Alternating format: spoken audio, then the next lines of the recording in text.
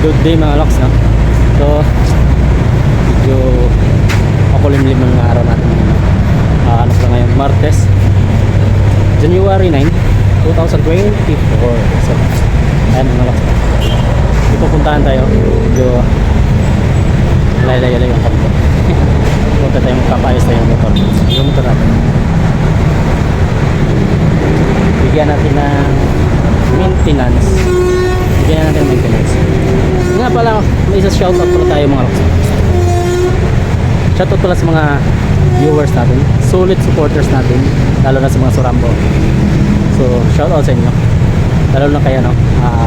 Malantik na nasa abroad niyo, sa lahat ng mga nasa abroad na sumusuporta sa atin, no? Nanonood sa atin.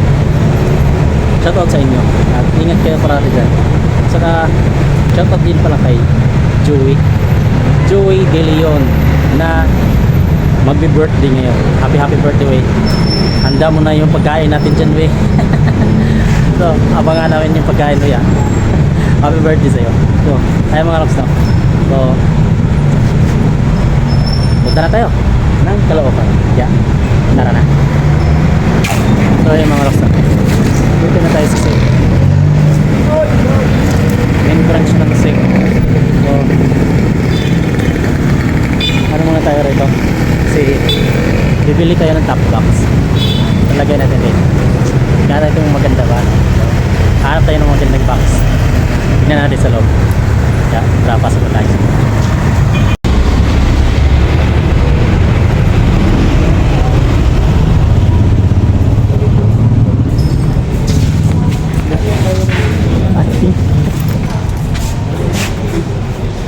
Kuya, iwan ko na. So ayan, ang daming pwedeng pagpilian ng helmet dito mga loks, no? Magaganda. Meron na akong magandang nakita rito, yung half face lang, kalahati lang, hindi ko makita rito, pero nakita ko yung sa post nila half face lang. So nagandahan ako, tignan ko nga rito kung mayroon pa ba. Ang daming pwedeng pagpilian.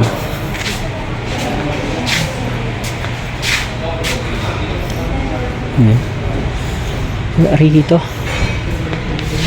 Oh, saan kaya yan nakalagay? Maganda kasi dito mga loks, makapili talaga ng gusto mo, lalo pag may budget ka. Yung hindi tigil ba, makikita mo yung gusto mo. Ito na yung mga top box mga loks. 6, no? Ito maganda, kaso 6K. Gandang design. Ito marami. Hanap tayo ng maganda. Ganun din. Ay, ito maganda rin to. Brigade. Yeah, Brigade na SIG. 6K din. Parehas lang yata sila. Vanguard pala to. Pero magkaparehas na sila ng forma. Ano ba? Ay, ang kaibahan pala, ang kaibahan nila, yung handle niya is nakalagay na tong plastic na to dito sa handle. Ito wala. Ito.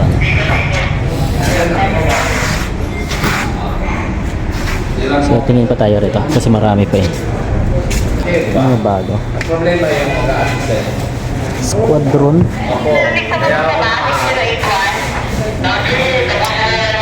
Nagkatapos siya dyan. Ewan ko kung anong pedyang natapos.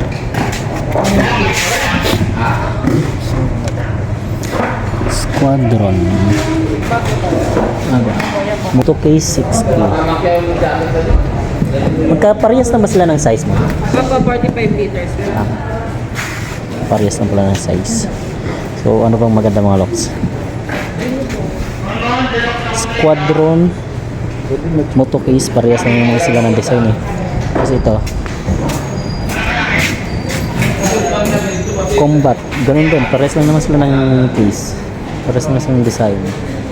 Kasi ito Brigade, ganun din, 6K, parehas lang ng design. Vanguard, yan. So magkaparehas lang naman. Si Squadron. Ano na kaya? Saan din bubuksan? Ano na kaya siguro mga locks na? Tingnan mga locks.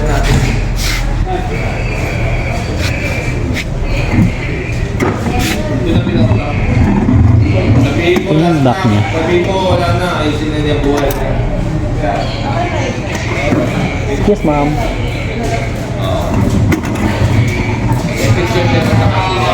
Pwede, sir? Pwede matignan yung laman nito, ma'am. Sa loob. Nakalak yata.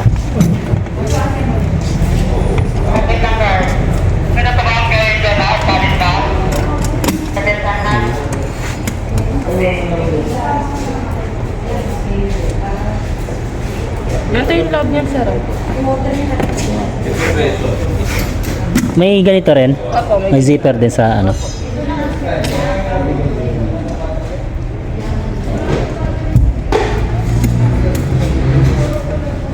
Sige.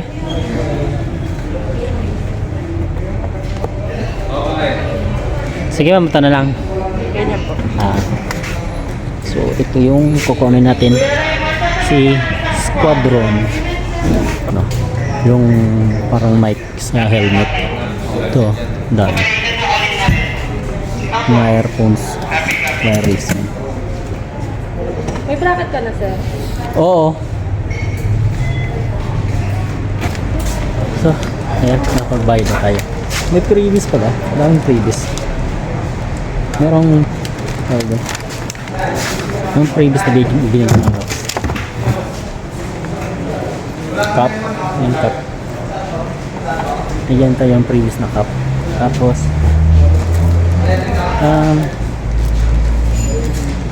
light. Lights. Na chargeable. Meron din. Tapos, pocket holes. Ayan, may pocket holes silang binigyan. Ayan na rin. Ito. Kasi papakabit na natin yung box. Kaya ito na. Ayan ang mga locks. Ito na yung box na binili natin. Kasi lalagay na ni Boss dito. Pre-install pala dito mga locks na. Pag bumili ko. Hindi ay palagay ka agad.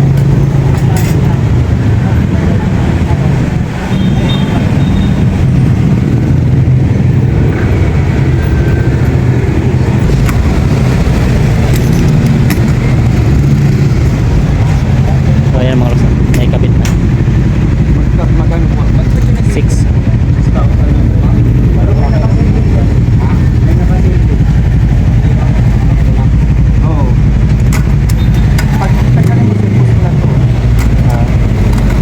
Tapos, attacking mo na lang.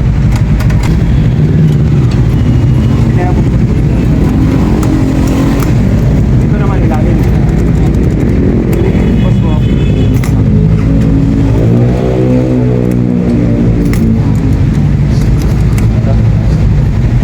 Parehas lang sila ng susi yung isa dito. Sige.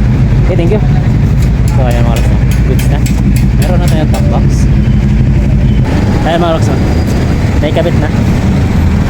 Pwede na. Pwede na tayong kumala ng malayo kasi may mapaglagyan na tayo ng gamit. So, kaya matapos ito, punta na lang tayo doon sa unahan. Kasi papagawa tayo ng ano ba? Caliper. So ayan. Ito ipapagawa natin. Papalitan natin ng bagong caliper. Siguro kabilaan na natin papalitan. Ayan. Kabilaan na. Tapos yung shock, papalitan natin yung shock kasi malambot na yung gulong natin, umaabot na dito, masayan na dyan, natutunaw na yung plastic. Na natin siyang palitan ng mga panibagong caliper, saka siguro yung disc na rin papalitan naman natin kasi bingkong na. So ayan, yeah. Tara na. Punta na tayo doon sa unahan. So ayan mga locks. Magpalit na tayo. Ayan pinalitan. Supply kasi yung nabili natin caliper. Hindi ko masya dyan. Walang bracket. Kaya hindi na lang natin kinabit yung nabiling caliper. So ito na lang. binalik natin ito. Ang ikakabit pala yung ito. Ito na lang daw ikabit ito sa likod. Yan. Yung sa likod yan ikakabit. Tapos nagkabit pa ng shock. Patapos na. So ito na lang. Titingnan mamaya kung goods ito mga locks na. Abangan na lang natin mga locks. Ito na. Medyo nabudol tayo sa pagpagawa ng motor mga locks. Kasi umikot ako kanina doon sa Caloocan. Tinanong ko mo yung mga parts nila. Sa mga caliper na pwedeng magkasya sa motor natin.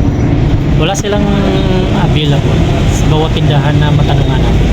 So, merong sa akin, merong mga nagtatawag doon na manggagawa daw sila or meron silang stock. Tinanong ko naman kung meron silang mapagkuhaan. Sabi ko, sige, puntahan natin yan. Tapos tingnan natin. Sabi naman, tingnan daw. Tsaka na lang daw babayaran pag naikabit na. So medyo nabudol tayo mo din. Ito yung inano natin. Actually yung binigay sa akin kanina. Dalawa pala itong ano. Kasi magpapalit dapat ako ng dalawang caliper sa kabilaan. Harap tsaka likod. So yung unang binigay, ito dapat pangharap. So ano to? Brembo pangharap. Ang problema pala pag caliper na hindi stock or hindi talaga tawag doon, mag-iiba ka ng brand dun sa yung dating stock talaga. Magkaiba yun ng bracket, yung paglalagyan ng caliper. So sa akin, hindi nagkasya. So wala silang bracket na mailagay. So hindi nagkasya. So ito yung una, pangharap dapat, pangharap. So dahil hindi siya magkasya, pinadala na lang sa akin. So pangharap to. Ngayon, ang in-order ko naman ulit, ang gusto nilang ilagay pala to sa likuran kasi pinabalik ko yung stock, ilagay daw to sa likuran. Ngayon, ang ginawa nila, naglagay sila ng bracket na hindi naman din kasya din doon, so hindi pa rin naikabit. Ngayon, dinala yung bracket ng stock sa likod, so para masukat or kung yung saktong-sakto talaga na pag may nakita na silang caliper, ititesting doon kung kakasya ba. So ang nangyari, so nagpalit na naman ng caliper sa likuran. Natuwa ako kasi nagkasya. Tapos yung kinuha na item na caliper, medyo maganda yung caliper. Ito yun, RCD, palikuran to. Dinala yung bracket, kinasya dito, kasya naman. Ang problema kasi hindi na naman siya kakasya dun sa plate ng preno. Kasi ito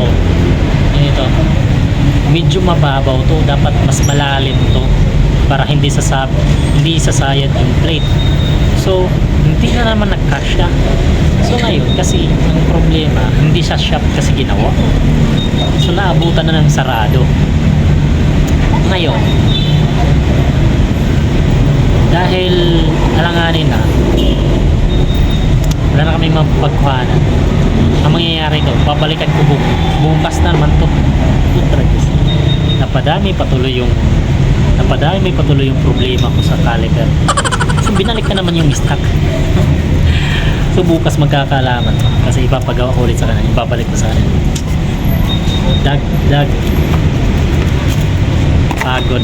So ayun na lang mga loks.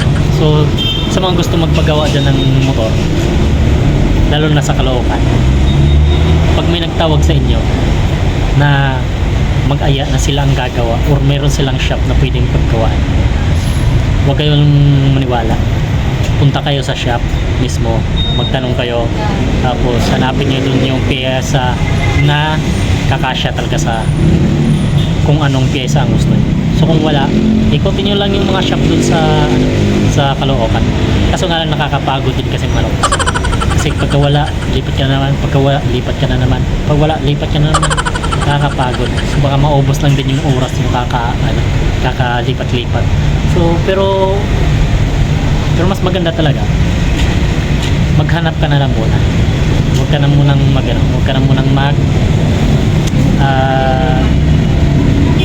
go ng go. Kasi makapatulad ka lang sa akin. Pero goods naman din to. Kasi sila doon pala, pag binalik mo yung item na hindi naman pala kasya, tatanggapin nila or re-repanan nila. So kailangan mo lang din talaga pagtiyaga na ibalik. So bukas babalik ako, kaya see you bukas mga loks. Tingnan natin kung anong resulta ng pagpapagawa natin. So ganito pala ka problema pag nag-maintenance na tayo ng motor o mga kagaya ng mga service. So ayun mga loks, kita-kita bukas mga loks. So ayun mga loks, nandito na tayo sa Caloocan. So ito na, binaklas na yung caliper ng natin, freno. So sabi ko doon sa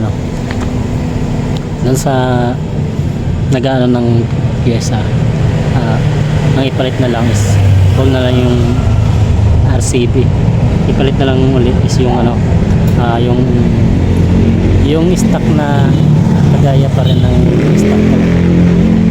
stock pala na nilagay dito. Yung nilagay ang caliper kasi nito is Nissan. So Nissan na lang ang pinapaano ko sa kanya para swak dun sa bracket para wala nang problema. Kaya ito, binaklas na, bumili na ulit yung nag-ano ng pyesa na dito sa Caloocan. So tingnan na lang natin mamaya kung anong resulta dun sa kukunin. So ayun mga loks na, goods na yung pinagawa natin. Nakabit na yung pinakabit ko na lang is yung pang original niya pa rin, pero ano yan, stock na yan, Nissan pa rin. Ayan. Tapos nagpalit tayo ng hose. Ito na yung hose natin, direct shooter. So ito natapos din, so uuwi tayo ngayon. Ito lang mga loks, update na yung video natin. Yeah. See you sunod na picture natin mga loks. Right? Saan tayo magpunta na ngayon? Kaya ayan mga loks. Okay mga loks, bye bye, ingat-ingat.